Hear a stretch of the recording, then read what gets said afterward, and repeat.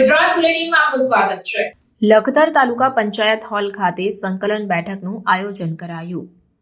લખતર તાલુકા panchayat meeting hall ખાતે સંકલન બેઠક યોજવામાં આવી। તાલુકા પંચાયત ખાતે યોજાયેલ સંકલન બેઠક લખતર મામલતદારના અધ્યક્ષ સ્થાને મળી હતી।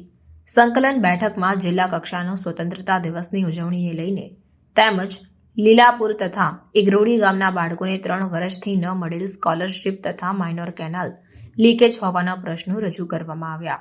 આવનાર 15મી ઓગસ્ટના દિવસે લખતર ખાતે જિલ્લા કક્ષાના સ્વતંત્રતા દિવસની ઉજવણીના ભાગરૂપે તમામ વિભાગના અધિકારીઓની સાથે કાર્યક્રમની ચર્ચા તેમજ સમીક્ષા કરવામાં આવી।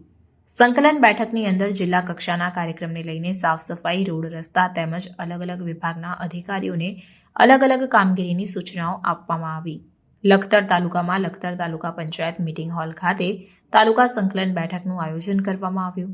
તાલુકા સંકલન બેઠકમાં લખતર મામલતદારના અધ્યક્ષ સ્થાને યોજવામાં આવી। આ તાલુકા સંકલન બેઠકમાં 15મી ઓગસ્ટના દિવસે જિલ્લા કક્ષાનો સ્વતંત્રતા દિવસની ઉજવણી કરવાની હોય તેના ભાગરૂપે સમીક્ષા અને ચર્ચા કરાઈ હતી, જેમાં અલગ અલગ વિભાગના અધિકારીઓને રોડ રસ્તા, પાણી તેમજ લાઇટ પૂરતી વ્યવસ્થા તથા ડેકોરેશન જેવી કામગીરી માટે સમીક્ષા કરાઈ। સંકલન બેઠકમાં લીલાપુર ઇગ્રોડી ના છેલ્લા 3 વર્ષથી બાળકોને ન મળતી સ્કોલરશીપ માટે સમાજ કલ્યાણના અધિકારીઓને તાત્કાલિક સ્કોલરશીપ જમા કરવા માટેની સૂચનાઓ પણ આપવામાં આવી અને નર્મદા વિભાગના અધિકારીઓને માઇનોર કેનલોમાં લીકેજના કારણે ખેડૂતોના ઊભા પાક બગડતા હોય ત્યારે નુકસાન થતું હોય તેને રોકવા અને તેને રિપેરિંગ કરવા માટેની પણ સૂચનાઓ આપવામાં આવી હતી।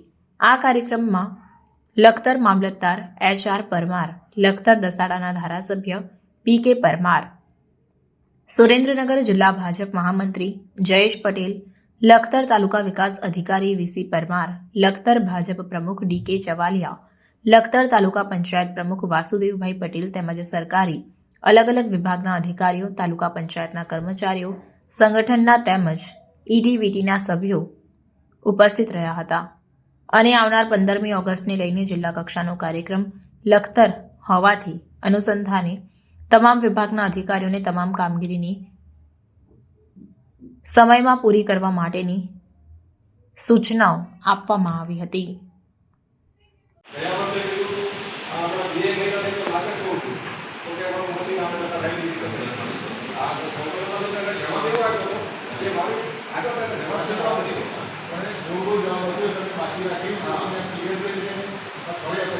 ચેક કરીને